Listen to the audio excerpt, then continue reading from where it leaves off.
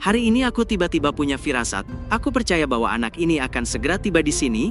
Aku tidak tahu tingkat kultivasi apa yang dia miliki saat ini, tapi jika tingkat kultivasinya berada pada tahap akhir pembentukan jiwa, aku akan kecewa, gumam Tian Yunzi, lalu memejamkan matanya.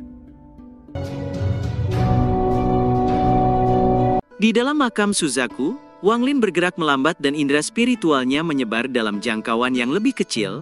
Ada terlalu banyak sosok jiwa, dan beberapa di antaranya akan sulit dihadapi. Karena itu ia bergerak dengan hati-hati, setiap kali ia merasakan bahaya, ia akan segera mengubah arah dan berputar di sekitarnya. Hal ini yang menyebabkan perjalanannya melambat. Wang Lin akhirnya tiba di dua gunung yang menjulang tinggi dan dikelilingi hutan lebat. Di antara kedua gunung itu, ada jalan kecil tak berujung yang mengarah ke kedalaman. Wang Lin berdiri di kaki kedua gunung itu dan merenung. Dia sudah berada di bagian dalam makam selama beberapa hari. Menurut perhitungannya, bagian tengah tempat ini seharusnya berada di jalan setapak. Namun, di sepanjang jalan, semakin dekat dengan pusat, semakin banyak sosok makhluk itu. Bahkan beberapa makhluk itu sangat kuat. Setelah merenung sejenak, Wang Lin melesat menuju jalan kecil di antara dua gunung. Di sepanjang jalan, dia melihat makhluk jiwa itu dapat mengambil banyak bentuk. Jika dia ceroboh, dia akan disergap. Saat melesat, Wang Lin melihat permukaan dua gunung. Di kedua sisi jalan yang sempit, ada bercak basah di permukaan gunung, dan terkadang tetesan air jatuh dari sisi gunung. Setelah berjalan beberapa puluh meter, ekspresi Wang Lin berubah. Dia menyadari ada sesuatu yang aneh. Dia dengan hati-hati mengamati dinding di kedua gunung itu, dan matanya berbinar. Jika tempat ini basah sepanjang tahun, pasti ada lumut yang tumbuh. Lagi pula, bagian lain tempat ini mirip dengan planet di luar sana. Namun, tempat ini sepertinya baru saja basah baru-baru ini, pikir Wang Lin. Tangan kanannya menunjuk ke permukaan salah satu gunung dan jarinya segera menggali ke dalamnya, menciptakan lubang sedalam 1 inci, setengah inci bagian luar lubang basah, tapi setengah inci bagian akhir kering. Tanpa ragu, Wang Lin segera mundur dan keluar dari jalan kecil, namun tepat saat dia mundur, air di dinding gunung mulai bergerak, air keluar dari dinding dan tetesan air sebening kristal mulai mengambang di atas jalan kecil itu. Ini adalah tetesan air yang tak terhitung jumlahnya, sedikitnya puluhan ribu jumlahnya, dan masing-masing tetesan mewakili sepotong jiwa.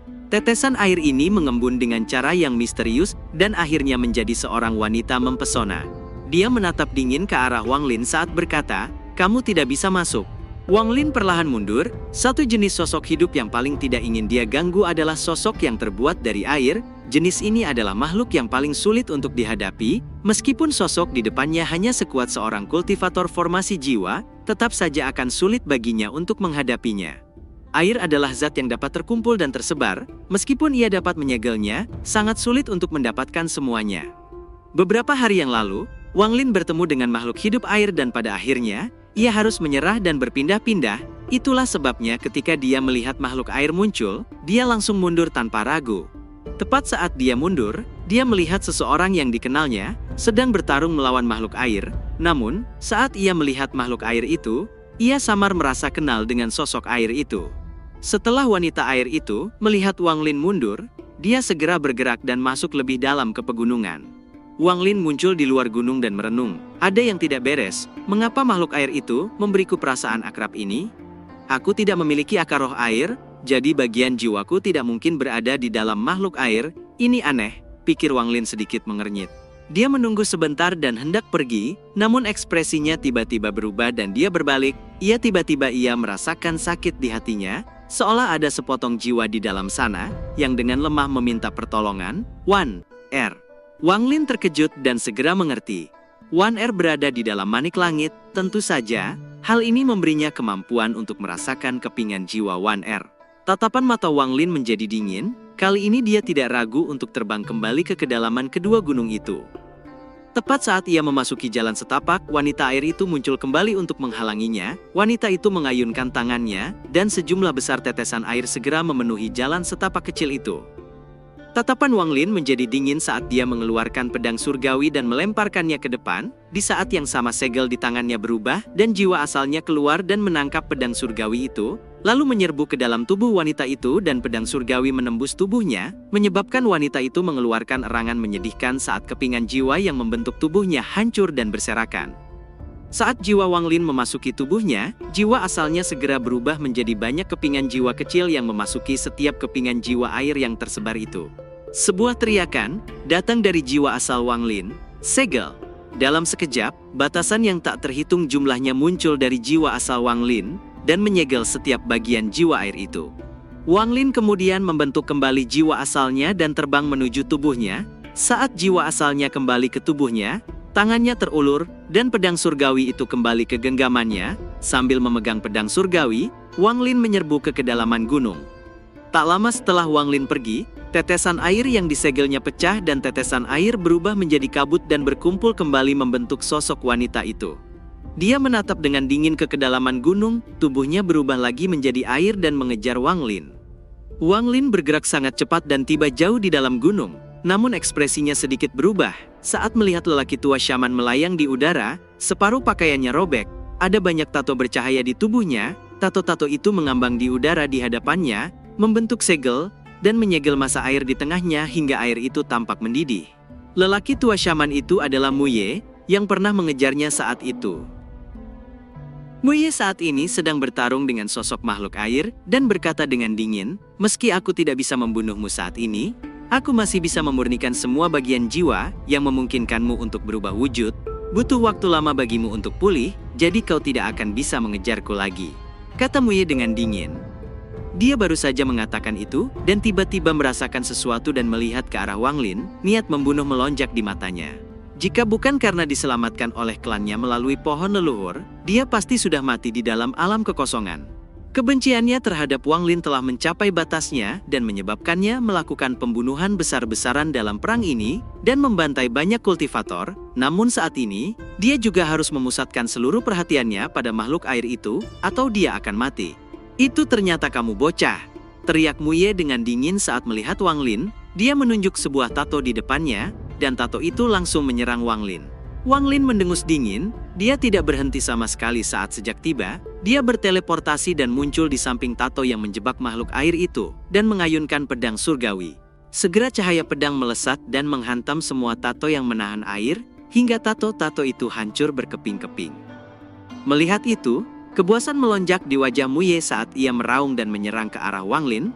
Tangannya terulur ke arah Wang Lin, dan di tengah telapak tangannya ada tato yang sangat kuno. Kilatan dingin melintas di mata Wang Lin, dia segera mengulurkan tangannya dan bendera 1 miliar jiwa muncul. Mu Ye yang melihat itu nampak terkejut dan langsung berhenti, "Itu bendera 1 miliar jiwa," gumam Mu Ye terkejut. Wang Lin dengan dingin mengibaskan bendera 1 miliar jiwa, segera ribuan jiwa menyerbu keluar. Raungan keras datang dari Qilin yang menembus langit, ia dengan ganas membuka mulutnya untuk melahap Mu Ye. Di belakang Qilin ada lebih dari 10 jiwa utama, transformasi jiwa, mereka menyerbu ke arah Mu Ye. Wajah Mu Ye nampak pucat, jika hanya ada beberapa pecahan jiwa transformasi jiwa, dia tidak perlu khawatir, pecahan jiwa tidak dapat dibandingkan dengan seorang kultivator sejati, namun, jumlah mereka terlalu banyak. Selain itu, binatang Qilin ungu itu sangat kuat. Ditambah lagi, ada banyak pecahan jiwa lainnya, dengan jumlah ribuan pecahan jiwa, tidak mungkin dia akan menang bertarung. Memikirkan hal itu, Mu Ye segera melarikan diri. Dia tidak pernah menyangka bahwa bocah yang dapat dengan mudah dibunuhnya 100 tahun lalu, kini telah mencapai tahap transformasi jiwa, dan bahkan memiliki bendera 1 miliar jiwa yang disegani oleh klan abadi. Mu Ye juga merasakan banyak pecahan jiwa, itu memiliki aura klan abadi, itu pasti anggota klannya yang dibunuh dan dimurnikan ke dalam bendera jiwa. Di saat Mu Ye hendak melarikan diri, wanita air yang mengejar Wang Lin tiba di tempat itu, matanya tertuju pada sesuatu di dalam jurang, dan berubah menjadi sosok air yang bergerak menuju Mu Ye. Sementara itu Wang Lin terus mengayunkan pedang surgawinya ke penjara tato, menyebabkan suara gemuruh terdengar ketika semakin banyak tato yang hancur, dan sosok air yang terperangkap di dalamnya berubah menjadi seorang wanita. Ketika Wang Lin melihat wanita itu, hatinya bergetar. Wanita air ini mirip dengan Limuan. Dengan ayunan pedang surgawi yang kuat, Wang Lin menghancurkan penjara tato itu, dan wanita air itu tertawa gembira, dan segera melarikan diri. Wang Lin sedikit mengernyit saat melihat itu. Bagaimana mungkin dia akan membiarkan wanita yang mirip dengan Lim Wan itu melarikan diri, namun wanita ini jauh lebih kuat dari wanita yang mencoba menghentikannya sebelumnya. Dia hampir sama kuatnya dengan seorang kultivator transformasi jiwa, ditambah dengan tubuh airnya, membuatnya sulit untuk dihadapi, bahkan Muye tidak bisa membunuhnya dan hanya bisa menjebaknya untuk sementara. Begitu wanita yang mirip Lim Wan itu mencoba melarikan diri, pikiran Wang Lin bergerak. Segera semua pecahan jiwa berkumpul membentuk jaring dan menutupi wanita itu dari segala arah. Wanita itu dengan tenang melihat jaring di sekelilingnya sebelum tatapannya tertuju pada Wang Lin. Tatapannya sedikit dingin saat berkata, "Kau menyelamatkanku, namun sekarang kau malah menjebakku. Apa yang kau inginkan? Kamu ingin mati atau hidup?" Tanya Wang Lin dengan dingin. "Tidak ada yang bisa membunuhku di sini, bahkan jika kamu menjebakku, aku hanya perlu menghabiskan sedikit waktu untuk melarikan diri," kata wanita itu sedikit dingin. Segel di tangan Wang Lin berubah, "Bendera jiwa, menyatu," kata Wang Lin. Segera semua pecahan jiwa, dengan cepat menyatu dengan 10 jiwa utama, dan dalam sekejap berubah menjadi 6 sosok jiwa utama, dengan kekuatan yang melampaui kultivator. Transformasi jiwa tahap akhir, ke-6 jiwa utama ini, mengelilingi wanita itu, dan menatapnya dengan dingin. "Hancurkan," kata Wang Lin. Segera ke-6 jiwa utama bergerak dan menyerang wanita itu dari segala arah, hingga tubuh wanita itu hancur menjadi potongan-potongan air yang berterbangan ke segala arah. Wang Lin menunggu hal ini terjadi, karena hanya ketika tubuh wanita itu terbelah menjadi banyak tetesan air, dia akan mampu menemukan bagian jiwa Lim Wan. Namun, saat Wang Lin dan 6 jiwa utama bergerak, seluruh tanah nampak terguncang, ketika suara gemuruh terdengar dari langit, dan banyak retakan spasial yang muncul di langit. Itu adalah retakan dimensi, yang dihasilkan oleh kekuatan misterius kristal planet kultivasi. Saat jantung planet kultivasi terus perlahan hancur, keruntuhan kristal planet kultivasi akhirnya dimulai. Hal itu menyebabkan tanah makam Suzaku mulai retak dan banyak kultivator yang tewas akibat bencana retakan spasial ini, bahkan banyak sosok jiwa yang biasanya tidak bisa mati ikut terbunuh. Seluruh makam Suzaku dikelilingi oleh aura kematian. Melihat banyak tanah yang hancur dan retakan spasial muncul dan menghisap segalanya, Wang Lin segera menggunakan bendera jiwa untuk memanggil kembali semua pecahan jiwa. Pandangannya tertuju pada wanita yang mirip dengan Lim Wan, dan mengabaikan Muye. Pada saat ini, wajah wanita itu nampak pucat, dia merasakan ngeri yang belum pernah dia rasakan sebelumnya, tubuhnya perlahan hancur, dan berubah menjadi tetesan air yang tak terhitung jumlahnya. Ini adalah kematian yang nyata baginya. Wang Lin bergerak dengan cepat saat ia menghindari banyak retakan spasial, dan tiba di depan kumpulan tetesan air, tangan kanannya terulur dan meraih tetesan air yang sangat bening. Saat ia menyentuh tetesan itu, ia merasa seperti menyentuh Lim Wan. Begitu dia meraih tetesan air itu, dia segera pergi dari tempat itu. Sesaat setelah Wang Lin pergi, seluruh makam Suzaku menjadi kacau balau, makin banyak retakan spasial muncul di tanah dan langit, dan banyak tempat berada di ambang kehancuran. Fluktuasi energi spiritual dalam jumlah kecil apapun dapat menyebabkan bencana. Siapapun yang terperangkap dalam retakan akan mati. Runtuhnya kristal planet kultivasi tidak terjadi sendirinya, tapi perlahan seiring waktu, ini semua dikendalikan oleh Zukezi. Ini adalah permainan yang disebabkan oleh kegilaannya. Setelah tanah berhenti berguncang, pegunungan tempat Wang Lin berada telah berubah menjadi dataran. Dahi Wang Lin dipenuhi keringat dingin saat dia melihat reruntuhan di bawahnya. Ada retakan yang akan terbuka dan tertutup. Setelah memasukkan bagian jiwa Lim Wan ke dalam manik langit, Wang Lin segera terbang menuju kejauhan. Saat ia terbang, matanya tiba-tiba menjadi dingin saat ia melihat ke arah pegunungan yang runtuh. Ia melihat Muye berada di atas kerikil, tapi hanya separuh tubuhnya yang ada di sana. Jiwa asalnya yang lemah berjuang untuk meninggalkan tubuhnya. Dalam bencana yang baru saja terjadi, dia kehilangan separuh tubuhnya, dan juga jiwa asal tatonya. Saat tatapan Wang Lin tertuju padanya, mata Muye menunjukkan kepanikan. Jiwanya segera meninggalkan tubuhnya, dan melarikan diri. Tatapan Wang Lin menjadi dingin dan segera mengejar jiwa Muye, namun sebuah celah spasial tiba-tiba muncul di hadapan Muye dan menghisapnya. Muye menjerit kesakitan dan mencoba mundur, tapi terlambat. Seluruh jiwanya ditelan oleh retakan itu dan menghilang ke dalamnya. Wang Lin segera berhenti dan mengerutkan keningnya. Dia mengangkat kepalanya untuk melihat ke kejauhan. Setelah satu putaran keruntuhan, Makam Suzaku telah menjadi sangat tidak stabil. Jika dia ceroboh sesaat saja, dia bisa mati. Setelah merenung sebentar, dia kembali terbang ke kejauhan. Di Laut Setan, saat ini, ada pria tua yang berdiri di luar wilayah bintang. Orang tua ini diselimuti aura kematian, dan sosoknya tidak dapat dilihat dengan jelas. Ada gambar kerangka yang muncul di sekelilingnya, menciptakan hampir seperti hutan kerangka. Dia menatap wilayah bintang dengan ekspresi ragu saat bergumam. Petir pembalasan ilahi itu bukan dari seorang kultivator kuno, itu hanya seorang junior yang memurnikan harta karun kuno. Aku telah menjelajahi seluruh planet ini dalam beberapa ratus tahun terakhir, dan belum dapat menemukan seorang kultivator kuno, jadi perutku mulai sedikit lapar. Hanya di sini aku bisa mencium aroma kultivator kuno, tapi tempat ini terlalu berbahaya, haruskah aku pergi atau tidak? Orang tua ini merenung sejenak, lupakan saja. Aku tidak bisa mengorbankan hidupku demi nafsu makanku, luka-lukaku sudah agak pulih, jadi sudah waktunya untuk meninggalkan planet Suzaku. Jika aku ditemukan oleh si Tunan itu, tidak mungkin aku bisa menang melawannya dalam kondisiku saat ini. Aku ingin tahu bagaimana keadaan teman lamaku, pendekar pedang Ling Tianhou, di planet Tianyun. Aku harus pergi menemuinya, mungkin aku bisa memintanya untuk membantuku menghadapi si Tunan, dan mengetahui keberadaan manik misterius itu. Tepat pada saat ini, matanya sedikit menyipit dan melihat ke kejauhan saat satu suara terdengar dari kehampaan. Bahkan saat itu kamu suka menyembunyikan kepalamu, sementara ekormu terlihat. Lama tidak bertemu, Po Jun. Mungkinkah kau juga memikirkan tempat ini? Tak lama kemudian, langit menjadi gelap ketika air laut raksasa muncul di langit dan bergerak mendekat. Ada seorang pria berjubah biru berdiri di atas ombak dan berjalan mendekat. Meskipun penampilan pria ini nampak biasa saja, ada kekejaman tersembunyi di matanya. Pria tua yang dikelilingi aura mematikan itu mendengus, "Kau membuatku jengkel hanya dengan melihatmu.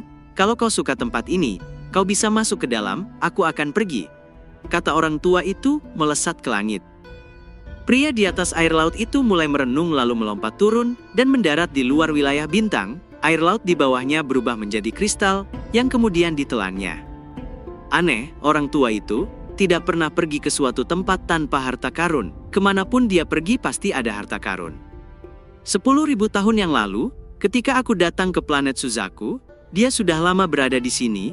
Meskipun dia sedang memulihkan diri dari luka-lukanya, mungkinkah dia benar-benar pergi ke tempat ini? Pikir pria itu merenung sejenak sebelum melangkah ke wilayah bintang dan menghilang. Di lautan darah, di kedalaman tanah dewa kuno, nampak Tuosen yang sedang duduk.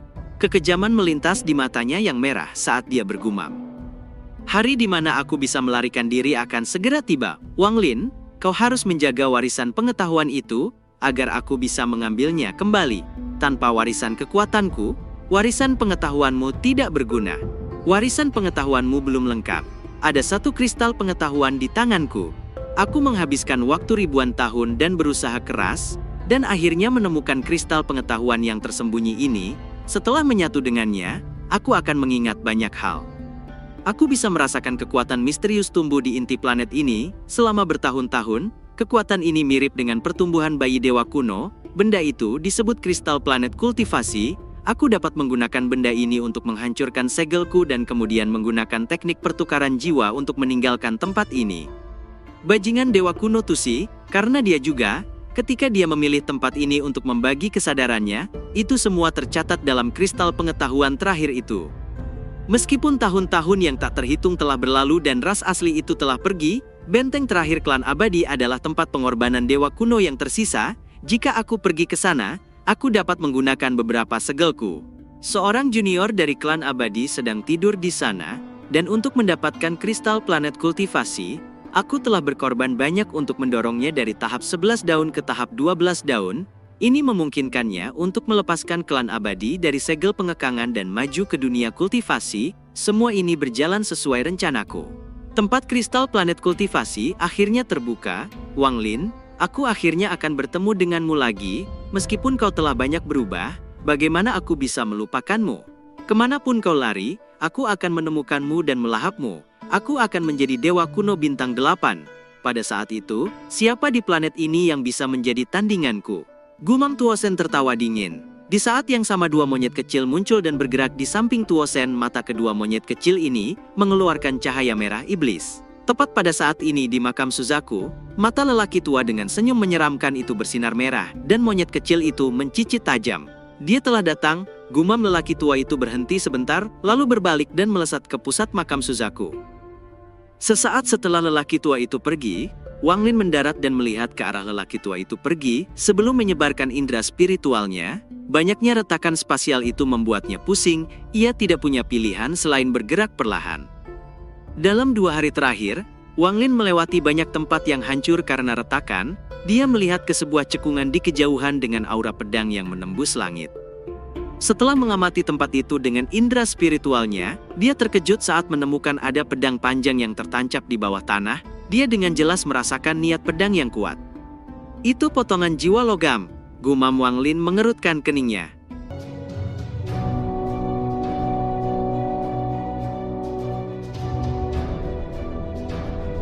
Cerita pun selesai, nantikan spoiler selanjutnya guys. Buat yang belum subrek, dibantu subrek yok guys, biar jalan terus spoilernya. Buat yang udah subrek mudahan dilancarkan rezekinya. See you and ciao.